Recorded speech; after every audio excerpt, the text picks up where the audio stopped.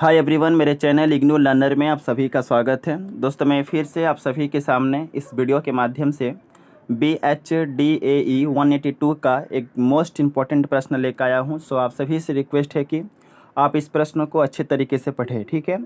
प्रश्न एग्जाम में आता है कि सर्वनाम किसे कहते हैं और सर्वनाम के कितने प्रकार होते हैं, इनके प्रकारों का उदाहरण सहित वर्णन करने को कहता है, ठीक है।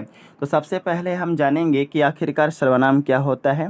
तो सबसे पहले आपको आंसर शीट में हेडिंग के तौर पे बहुत ही सुंदर तरीके से लिखना है सर्वनाम, ठीक है। जैसे ही आप हेडिंग डाल देंगे, आपको इसके डिफिनेशन के अंतर्गत लिखना है कि वे सभी शब्द जो संज्ञा के स्थान पर प्रयोग किए जाते हैं, ऐसे शब्दों को हम सर्वनाम कहते हैं, ठीक है। सर्वनाम क्या होता है?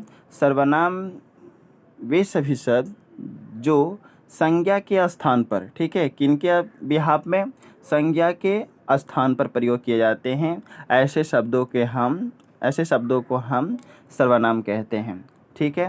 जैसे मैं, हम, वे, वह, उसने आदि सभी सर्वनाम शब्द हैं।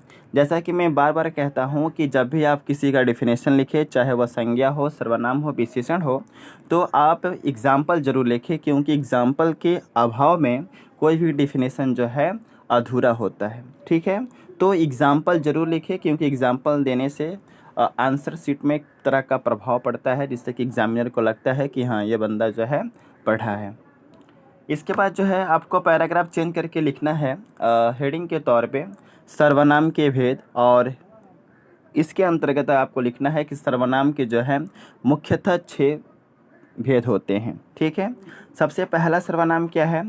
पुरुषवाचक सर्वनाम। हेडिंग दे करके लिखना है पुरुषवाचक सर्वनाम, और इसके डिफिनेशन के अंतर्गत आपको लिखना है कि पुरुषवाचक सर्वनाम जो है वह सर्वनाम है जिसमें कोई भी वक्ता स्वयं अपने लिए या किसी श्रोता के लिए या किसी अन्य व्यक्ति के लिए जिन सर्वनामों का प्रयोग करता है, ऐसे सर्वनाम को हम पुरुषवाचक सर्वनाम कहते हैं, ठीक है। पुरुषवाचक सर्वनाम क्या होता है? पुरुषवाचक सर्वनाम में कोई भी वक्ता, ठीक है, जब स्वयं अपने लिए या किसी सुनने वाले के लिए या किसी अन्य व्यक्ति के लिए, यानी कि थर्ड पर्सन के लिए प्रयोग करता है, तो ऐसे सर्वनाम को हम पुरुषवाचक सर्वनाम कहते हैं। एज फॉर एग्जाम्पल, जैसे तुम, हम, मेरे आदि उपयुक्त शब्द सभी पुरुषवाचक सर्वनाम के उदाहरण हैं, ठीक है। पुरुषवाचक सर्वनाम समझ में आ गया। इसके बाद जो है अगला सर्वनाम का भेद है, जिसका नाम है निश्चयवाचक सर्वनाम, ठीक है। हेडिंग देंगे और इसके डिफिनेशन के अंतर्गत जो है आपको लिखना है कि जिन सर्वनाम शब्दों से किसी पास या दूर स्थित वस्तुओं के बारे में, व्यक्तियों के बारे में या प्राणियों के बारे में बोध होता है, ऐसे सर्वनाम शब्दों को हम निश्चयवाचक सर्वनाम कहते हैं। निश्चयवाचक सर्वनाम में क्या होता है कि किसी पास या दूर स्थित वस्तुओं के बारे में या व्यक्तियों के बारे में या प्राणियों के बारे में हमें पता चलता है, तो ऐसे सर्वनाम शब्दों को हम निश्चयवाचक सर्वनाम कहते हैं, ठीक है। जैसे वह नीला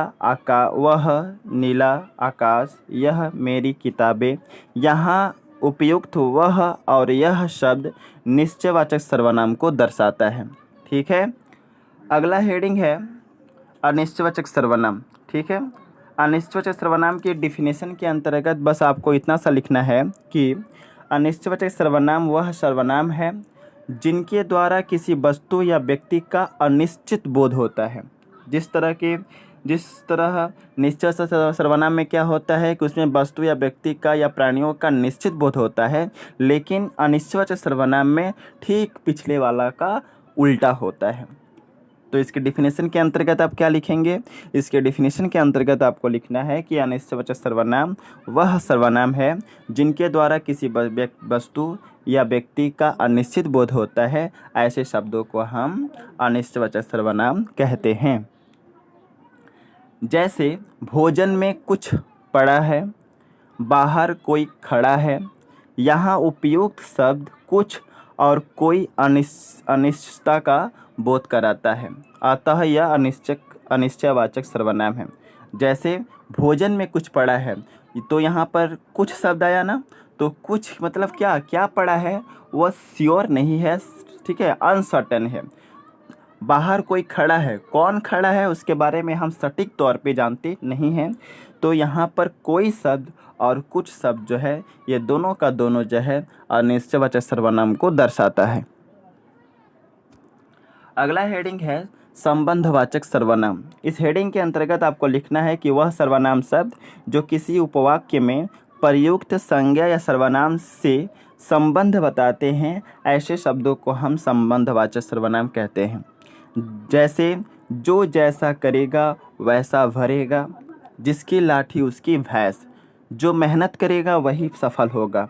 उपयुक्त उदाहरण में हमने जो और वह शब्दों को देखा है, यह सभी संबंधवाचक सर्वनाम को दर्शाता है। समझ गए? क्या समझे? जिस एग्जाम्पल में जो वह हो तो हम सीधा पकड़ लेंगे कि यह संबंधवाचक सर्वनाम है। ठीक है। अगला है सर्वनाम का प्रकार, वह है प्रश्नवाचक सर्वनाम। जैसे इसके डिफिनेशन के अंतर्गत आपको लिखना है कि जिन सर्वनाम शब्दों से प्रश्न पूछने का बोध हो, ऐसे शब्दों को हम प्रश्नवाचक सर्वनाम कहते हैं। जैसे वह परीक्षा में क्यों फेल हो गई, रमेश को किसने बुलाया और तुम्हारा नाम क्या है। उपयुक्त उदाहरण में हमने क्यों, किसने और क्या जैसे प्रयोग शब्दों का प्रयोग करते हुए देखा है। अतः हम यह कह सकते हैं कि यहाँ पर प्रश्न पूछने का काम किया जा रहा है, अतः यह प्रश्नवाचक सर्वनाम है। प्रश्नवाचक सर्वनाम को पहचानने का सबसे आसान तरीका यह है कि इसमें प्रश्न पूछा जाता है या प्रश्न करने का बोध होता है। ठीक है। अगला सर्वनाम का एग्जाम्पल है वह है निजवाचक सर्वनाम। ठीक है। इसके डिफिनेशन के अंतर्गत बस आपको इतना सा लिखना है कि वह सर्वनाम शब्द जिसमें कर्ता के साथ अपनेपन का बोध होता है, ऐसे सर्वनाम शब्दों को हम निजवाचक सर्वनाम कहते हैं। जैसे मैं खुद ही अपना भोजन बना लूँगा, मैं अपना काम खुद ही कर लूँगा, वह अपने आप ही चला जाएगा। यहाँ उपयुक्त शब्द खुद और अपने आप निजवाचक सर्वनाम को दर्शाता है। निज का मतलब होता है अपना, खुद के बारे में। ठीक है।